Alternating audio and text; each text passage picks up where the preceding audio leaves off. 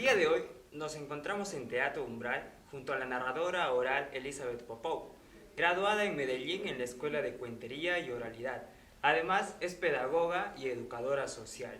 Agradecemos al Teatro Umbral por permitirnos realizar una entrevista más aquí en sus instalaciones. No se olviden que el 12 de noviembre Elizabeth dará su última función aquí en el Teatro Umbral a las 7:30 de la noche. 6 historias y un poema se entretejen en la narración de Eli Popov. Vengan a ver la obra y podrán viajar a los inicios de la sexualidad. Podrán ser testigos de historias picantes narradas con poesía, respeto y sin tabús. 12 de noviembre, una noche inolvidable de cuentos eróticos aquí en Teatro Umbral. No se lo pierdan. Buenas tardes, Elizabeth. Mi nombre es Ángel Benavente y el día de hoy yo estaré a cargo de llevar esta entrevista. Más que una entrevista, quiero que sea un diálogo. Te vamos a hacer unas cuantas preguntas. Estaba viendo las entrevistas que tienes por internet y estas van a ser un poco distintas, este tipo de preguntas. Para empezar, ¿cuándo llegaste a Arequipa? Esta mañana. Hoy viernes 11, sí, esta misma mañanita. ¿Es la primera vez que visitas Arequipa o ya viniste antes? He venido, esta es la tercera vez, pero siempre he venido por poquitos días así a visitar a unos amigos y esta es la primera vez que vengo a mostrar mis obras, entonces la primera vez que forma parte de la gira la ciudad de Arequipa. ¿Ya probaste el adobo? Adobo arequipeño. Es que si hubiera una versión vegetariana, Es vegetariano. sí, como pescado, eso sí, hoy probé un delicioso chupe de pescado, yo sé que el clásico es de camarones, pero esta vez probé pescado y nada, quedé totalmente feliz, saciada. Si usted tuviese que elegir un solo target, un solo público al cual se dirigiría, sé que usted hace obras para niños, para adultos, si tuviese que elegir solo uno, ¿a cuál Oh, sería? Dios mío, no, me cuestaría, no podría elegir solo uno. O sea, diría que el target sería el público que ama las historias, sea de la edad que sea, al que le guste escuchar las historias, sí. ¿Cuándo fue la primera vez de Elizabeth presentando el cuento de los cuentos eróticos? Uy, eso fue en marzo de este año como unipersonal. Digamos que la primera vez que conté un cuento erótico fue en la ciudad de Medellín, por ahí por el año 2018, pero era un cuento que formaba parte de toda una obra con diferentes narradoras y narradores, entre ellas las chicas del Aquelarre, que es un colectivo de cuentería que formo parte. Sin embargo, esta obra de cuentos eróticos como unipersonal se estrenó en la Sala de la Esencia, que es una alojería cultural en la ciudad de Cusco. Cultural, ¿no? Sí, se llama alojería cultural porque venden infusiones y postres y sándwiches, porque toman la esencia de las plantas y con eso hacen infusiones. Y en ese lugar es donde yo nací como narradora oral, mi cuna como narradora oral es la ciudad de Cusco, específicamente la esencia. Entonces para mí ha sido un honor estrenar el unipersonal en marzo del 2022 allá. ¿Cuáles fueron sus referentes o sus inspiraciones para iniciarse en la narración de cuentos? En la narración de cuentos, una narradora oral que a mí me ha gustado, me ha impactado mucho ha sido Marcela Sabio, que es una narradora argentina, que para mí es uno de mis referentes. Sin embargo, curiosamente, lo que me ha, digamos, motivado a dar el salto ha sido ver una muestra de un taller de narración oral en la ciudad de Cusco. Yo ya había tomado un taller de narración oral para docentes en Buenos Aires, pero cuando yo vi esa muestra de narración en la ciudad de Cusco, con un montón de personas que no podría nombrar todos sus nombres hoy por mi memoria, eso me inspiró a decir, pucha, yo quiero hacer eso, ¿no? Y después de eso fueron llegando cada vez más y más narradores a la ciudad y cada vez que yo los veía, o sea, soñaba con algún día ser como ellos y no, en ese momento nunca me imaginé ser narradora, hasta que un día dije, pucha, ¿por qué no puedo yo también ser narradora como todos los narradores que admiro, ¿no? De Argentina, de Perú, de Costa Rica, de muchos lugares del mundo, y ahí es donde tomé la decisión de... ¿Usted vio el narrador de cuentos? Sí, pero sé que lo conocí aquí en Perú, porque en Argentina no es muy común, y fue justamente viviendo en la ciudad de Cusco junto a mis colegas de Semilla Cuenteros, que era un colectivo de cuentería que formamos parte en aquel entonces, hace 8 años atrás, que me mostraron el narrador de cuentos y quedé enamorada de esa serie. Sí, sí, ¿Hay sí. un capítulo favorito que tengas de ahí? Me acuerdo mucho el de Sopa de Piedra, amo esa historia, y el de Gigante sin Corazón. Son 2 capítulos que recuerdo mucho y que adoro. Mira, a mí me gustaba el de los diablitos. Ah, sí, el del Soldado de la Muerte. Es buenísimo, sí, sí. A mí me pasa que ahora cada vez que leo ese cuento, me imagino las imágenes pues de la serie, el narrador de cuentos. ¿Usted ve como posibilidad tal vez de acá a futuro, así como un narrador de cuentos, hacer quizá, no sé, usted ser narradora y audiovisualmente mostrar sus cuentos, así como el narrador de cuentos?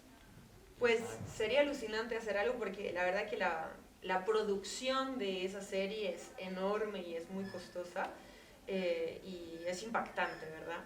Me parece muy, muy bonita. No descarto, nunca había pensado en hacer algo como un narrador de cuentos, gracias por la idea, porque las ideas ahí se van entretejiendo, pero sí, sí he pensado y ya he dado unos primeros pasitos en pensar la narración oral adaptada al audiovisual.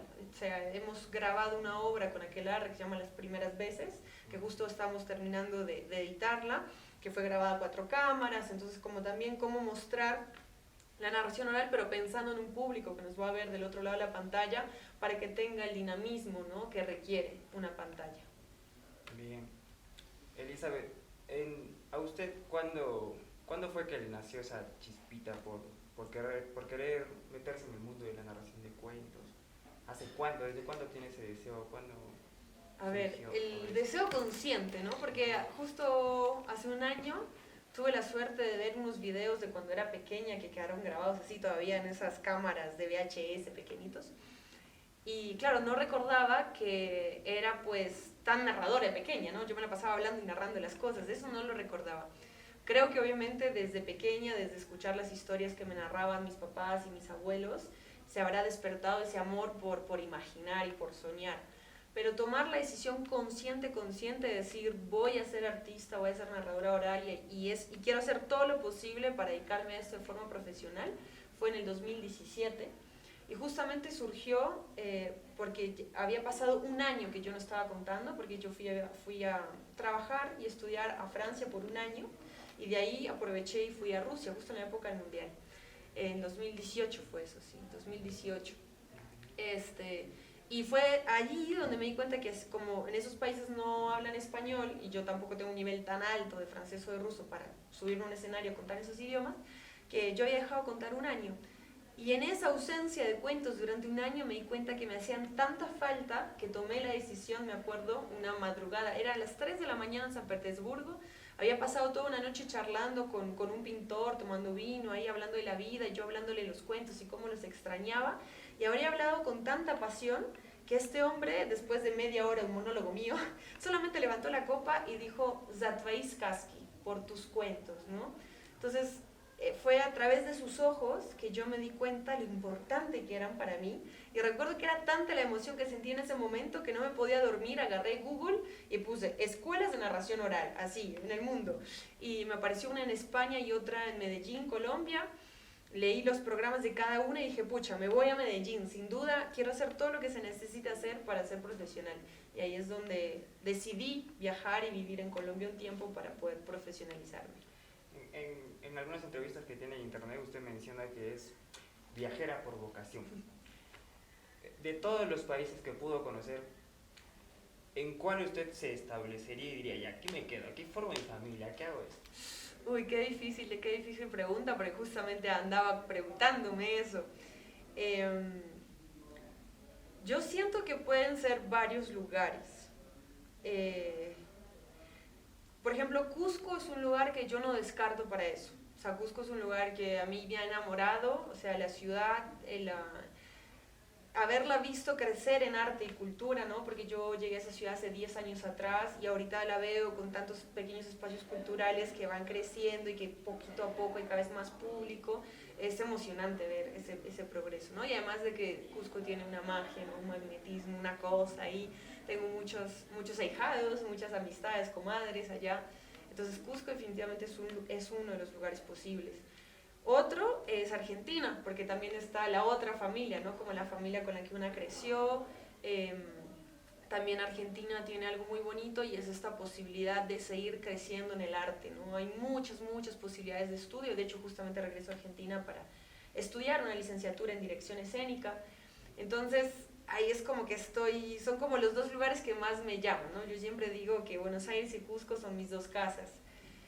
No estoy cerrada a conocer un lugar nuevo, pero siempre diré que tiene que ser un lugar donde, por un lado, haya vínculos y haya esa sensación de tribu, de amistades con quienes compartir la vida, un lugar donde haya movimiento cultural y artístico. Para mí eso es clave, sin eso es como que me sacan del agua, ¿no? Es como un pez que se queda sin oxígeno, sin agua. Y, si usted es de Argentina, ¿conoce la banda Tambiónica? Creo que se llama así. he escuchado, pero no mucho. O sea, Es de Argentina, creo, ¿no? me parece, pero estoy pecando ahí de ignorante. ¿Y aquí en el Perú tuvo la oportunidad ya de viajar por la selva? Tengo ese pendiente. O sea, he estado solo en la ceja de selva. ¿Algún motivo que tenga? Porque vamos a ser sinceros, ¿ya? Usted busca como que turismo en la selva y Will Smith, muchos actores, muchos van especialmente para hacer su sesión de ayahuasca y esas cosas. ¿Usted sabe de ese mundo? ¿Está interesada? ¿Qué opina de eso? Yo lo respeto, siento que son plantas sagradas y siento yo en mi filosofía personal que hay que acercarse a ellas con mucho respeto. Yo siento que se han prostituido demasiado en los últimos años, en el sentido que hay mucho turismo como de explorar la sensación, por la alucinación. Yo sí creo que son plantas que permiten sanar, que permiten conectarse. Y sí creo que hay que, creo yo, porque lo he escuchado a mi alrededor, no es que yo me lo haya inventado, que hay que acercarse a ellas cuando uno les tenga una pregunta, ¿no? Entonces yo, en la medida en que no tengo una pregunta específica para la planta, o sea, tengo muchas preguntas en esta vida, pero las resuelvo de otra forma, ¿no? Hasta que no tenga una pregunta específica para la planta, no me acerco, pero no descarto la posibilidad de que en algún momento, en algunas circunstancias, si me encuentro con alguien que sea realmente conocedor y curador a través de esas plantas, no descarto. Pero tampoco promuevo su uso inconsciente, digamos, ¿no? Qué bueno. En unas horas, en un rato, va a hacer la presentación de cuentos eróticos. Para usted, ¿qué es el erotismo?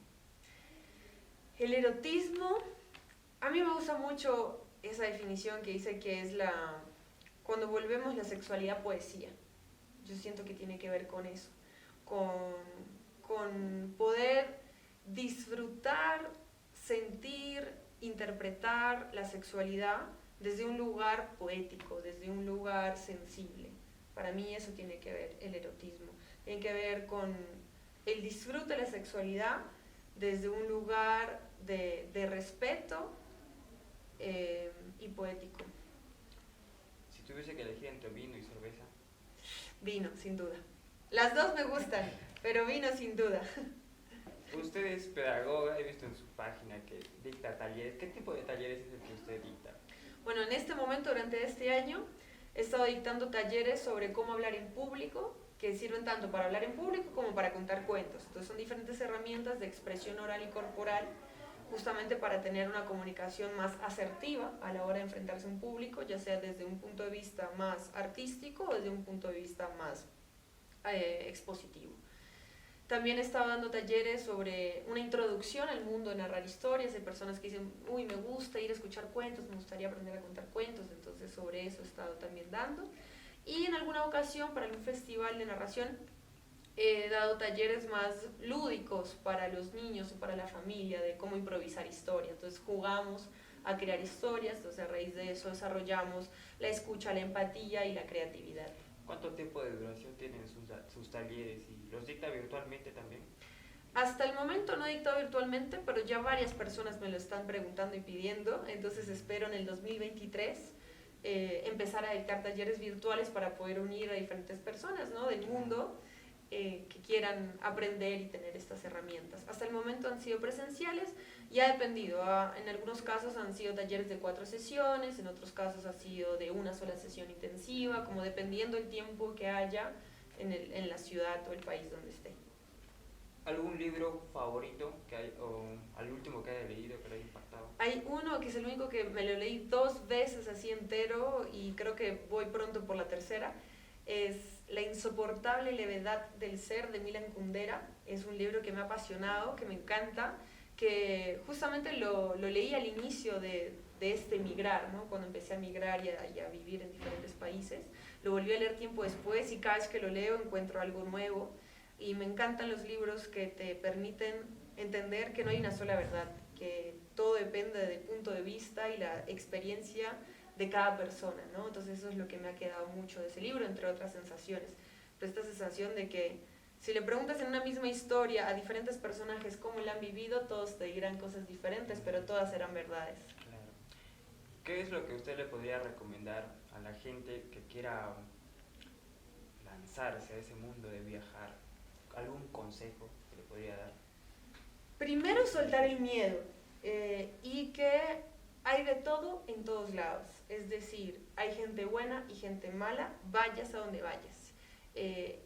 Lo habrá si te quedas en el lugar donde vives y lo habrá en el lugar al que vayas. Entonces, entendiendo que hay de todo en todos lados, entonces, ¿por qué no moverse si es que uno tiene ese impulso? Y yo sí creo mucho en que cuando uno vibra alto, como se dice, cuando uno vibra desde el agradecimiento, desde el respeto, desde el amor, uno conoce gente maravillosa en todo el mundo y hay gente maravillosa en todos lados. Algo que sirve mucho es tratar de conectar con redes de personas, ¿no? Entonces, por ejemplo, a mí me ha servido mucho bailando tango, ir a los lugares donde bailan tango. Entonces, iba a las milongas y yo casi siempre cuando he emigrado a otro país llegaba sin conocer absolutamente nada a nadie, sin tener ningún contacto, sin tener pues ninguna referencia, ¿no? Entonces iba a estos lugares y en estos lugares conocía gente que me presentaba a la zona, que me ayudaba a conseguir un alojamiento, que me ayudaba a conseguir un trabajo. Entonces ver de qué hace uno y con qué tipo de redes se puede conectar. Hoy en día hay un montón de redes en las redes sociales, ¿no? Grupos de viajeros, o por ejemplo uno va, me acuerdo que fui a Francia, a Toulouse, y busqué argentinos en Toulouse, y había un montón, y de ahí conocí a una actual amiga, ¿no? O si no, estas páginas como Couchsurfing, que te permite conectarte con viajeros que reciben a viajeros. Entonces siempre llegar y conectarte con gente local te va a permitir conocer el lugar, hacer contactos y pues tener una experiencia posiblemente más agradable. ¿Se viene algún nuevo proyecto que esté haciendo usted, aparte de cuentos eróticos? Bueno, varios. De hecho, el año que viene quisiera montar una nueva obra que se va a llamar El comienzo del viaje, que en eso vengo trabajando hace rato, que está basado en un ensayo que se llama La invención del viaje de Juliana González Rivera, si no me equivoco el apellido, el segundo, Juliana González, porque me gusta mucho transmitir una reflexión sobre qué es viajar y qué necesita el viaje para hacer viaje y en qué momento empieza un viaje, ¿no? Entonces quiero mezclar elementos de ese ensayo con una obra de Liliana Bodoc, muy conocida en Argentina, que se llama El espejo africano, y en la integración de estos textos es que estoy creando esta obra. Creo que usted tiene un concepto sobre, hay diferencia entre viajar y hacer turismo. Totalmente. ¿Me puede explicar? Sí. A ver, sí, el concepto de turismo obviamente es un concepto muy nuevo en la historia de la humanidad, debe tener que 2 siglos como mucho, no lo sé. Y el turista, desde una perspectiva, está más relacionado al consumo. O sea, de llegar y consumir un lugar, de llegar y sacarle la foto, de ir al lugar típico, de llevarse el souvenir y de mostrarle al mundo que ahí estuve, ¿no? Pero esta siento que es una relación como superficial con el espacio, ¿sí? Solamente como con la primera capita de pintura que hay de todo el lugar. Viajar implica para mí escuchar, es ir a un lugar y escuchar a la gente, qué opina la gente, qué piensa el pueblo, qué se come, pero no en el lugar turístico donde todo está como un poquito disfrazado, sino como el lugareño, qué hace, qué come, qué piensa, cómo se entretiene la gente en esta ciudad, en este pueblo, hay arte, hay cultura, solamente hay bares, qué hay, qué tipo de paisajes, qué música se escucha. Tiene que ver mucho con tratar de caminar por esos callejones donde no camina el turista, donde camina el poblador, digamos, y poder sí tener ese intercambio cultural, poder cambiar esas perspectivas de vida, esas perspectivas de sabores, de reflexiones, y siento que es eso, es nutrirse con las capas más profundas que tiene ese lugar. ¿Su canción favorita? ¡Ay, qué pregunta tan difícil! Siento que mi canción favorita va cambiando cada rato. La última que me está gustando mucho es una de Jorge Drexler, que es mi cantautor favorito. Si no me equivoco es Amor al Arte. Y justamente me fascina porque él, en una frase, ¿no? El estribillo dice, ay, si me acuerdo bien. Cobra lo que tengas que cobrar, pero hazlo por amor al arte. ¿no? Y justamente es esa pasión, que hagas lo que hagas, hazlo por el amor que tienes por hacerlo, ¿no? Obviamente todo trabajo tiene un valor y por ende también tiene un precio porque nos manejamos con dinero para poder sobrevivir, pero que ese intercambio de dinero no le quite el amor que tú le pones, ¿no? Entonces eso es una de mis nuevos himnos. Vamos a poner de fondo para que... ¡Ay, genial! Su película favorita. Película favorita, bueno, me dijiste eso y pensé en una, no sé si es mi favorita, pero está entre las favoritas. Es muy tierna, es sencilla, se llama Chocolate, Chocolate, donde actúa Juliette Binoche y Johnny Depp. Es una película que me encanta porque justamente me gusta la ternura que tiene, la música, la banda sonora me fascina, las actuaciones me encantan y sobre todo me encanta cómo a través de algo artístico, que en este caso es esta mujer chocolatera que sabe crear diferentes chocolates y combina unos sabores, llega a cambiar la estructura de un pueblo, ¿no? Entonces me encanta esas transformaciones que se pueden dar en pequeños pueblos o ciudades a raíz de algo que llega diferente, pero ese diferente llega con mucho amor, con mucho respeto, con mucha vitalidad, ¿no? Entonces me gusta. Hablando sobre la estructura del pueblo, en su opinión, teniendo en cuenta este 2022, ¿usted cree que Arequipa, no el Perú, no quiero que Arequipa está preparada como para recibir este tipo de show? No digo que esté mal, a mí me encanta, pero en general, no sé, se tiende un concepto así como que el Perú aún no está preparado para muchas cosas, entonces, ¿usted qué opina? Mira, eso me lo han dicho ya muchas ciudades, cuando he estado en la ciudad de Manizales en Colombia, cuando el estreno ha sido en Cusco, y lo que en todos los lugares he sentido mucha aceptación de la gente. O sea, por más que una ciudad sea conservadora o muy católica, y todavía tenga como mucho tabú con respecto a estos temas, justamente es muy necesario hablar de estos temas desde un lugar de respeto, desde un lugar estético, desde un lugar poético, ¿no?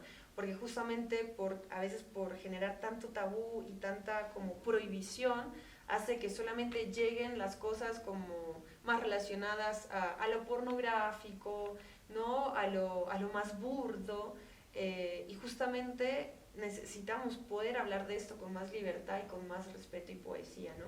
Entonces lo que veo es que se necesita hablar de esto, sea donde sea, y hay mucha sed de poder tocar estos temas de esta forma. Entonces, a donde he ido, siempre ha habido público y público muy contento. Esperemos que el arequipeño también lo esté.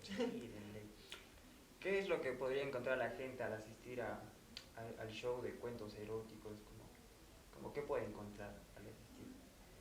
Bien, van a encontrar muchas historias que los harán imaginar. Y cuanto más se entreguen a ese acto de imaginar, van a poder sentir más.